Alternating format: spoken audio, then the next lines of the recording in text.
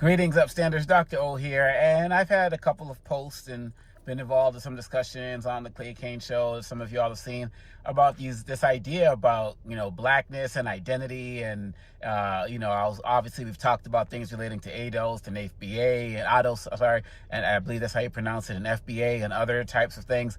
And the comments I'm about to make now are not about a particular group, right? This is about like the comments and the overall ideas and things that I've been seeing from the discussion, and what it just made me realize that and again, this is not about whether you are, about this group or that group. This is not that discussion, all right? I'm just talking about what I've seen from Black folks in terms of their responses. What I've seen just really had me thinking that, like, just wow, the mission of slavery worked. And what I mean by that is that I don't see any other group run away from their roots and lineage as much as I do Black Americans. I just don't. And the only main real difference is slavery, right? Like, when I say things like we need to come together, I clearly said we have issues that need to be discussed between continental Africans and West Indians and American-born folks. We got issues within those particular communities, like African American, light skin versus dark skin, which also exists on the African continent, which is why some countries have outlawed skin bleaching cream, which also exists in West Indian continent countries. We got all of these issues within the countries themselves. So my point was, we need to have these conversations about how we can come together, because these folks don't see us as anything else but all Black people.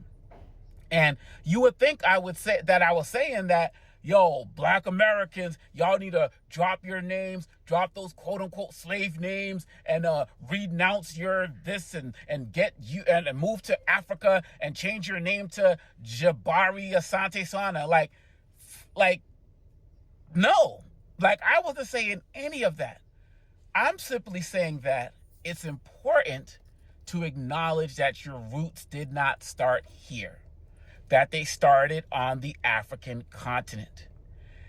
And my belief is, when you tie yourself to something that started before one of the most heinous periods in our existence, which was slavery, then you're rooting yourself in something more powerful. And look, when you look at so many of the things that we do, our slang, that's African. I wrote a whole paper on the religious similarities between ancient Egyptian languages and contemporary traditional African societies.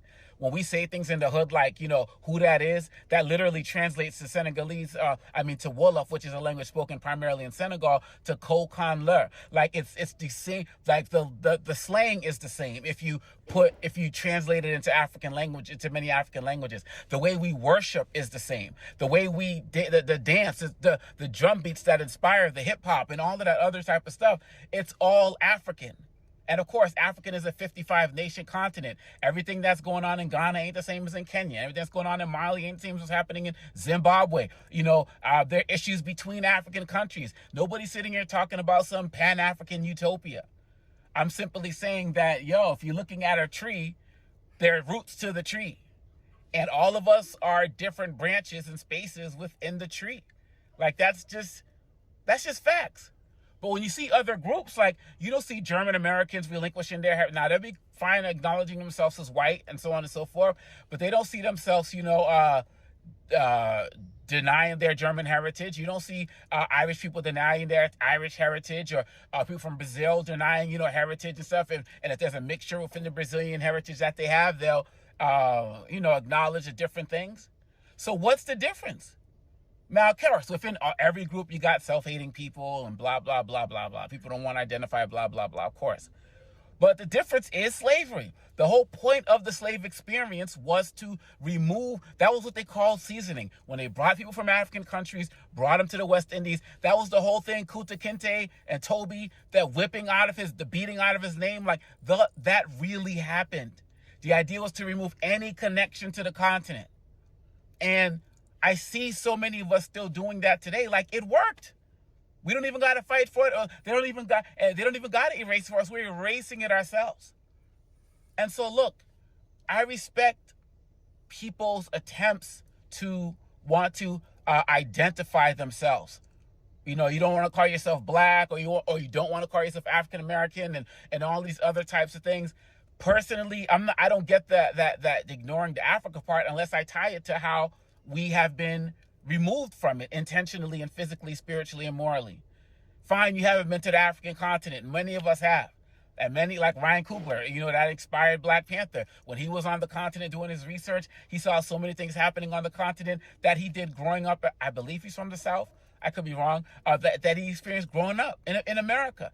Like, we think that so many of the things that we do in this country, we just came up with ourselves. No, like the majority of what we do, how we talk, how we worship, how we sing, how we dance, it comes from a place.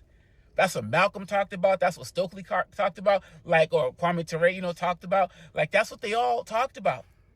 Dr. King was in Ghana for liberation, independence. My point is this. Why ignore?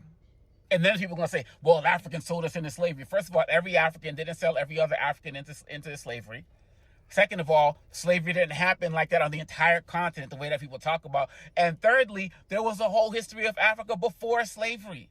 And no, everybody isn't descended from kings and queens, but all of us are descended from communities and where there was hierarchy and respect to elders and all of that other type of stuff. Not to romanticize it, it just is what it is. Why not acknowledge that's the root of your tree? That is, I'm not talking about the branches. And for people, people are going to be on this comments. Oh, you tether this, you that. FBA all day, Ados all day. At least Ados has African in part of the name. You know what I'm saying? Like this, whether you can call yourself what you want, but you got to acknowledge that if you're not going to acknowledge anything African in you, that was the goal of slavery, and just admit that, and just keep it moving. It's just like, again, name me another group that does this, that runs so far away from their roots like we do.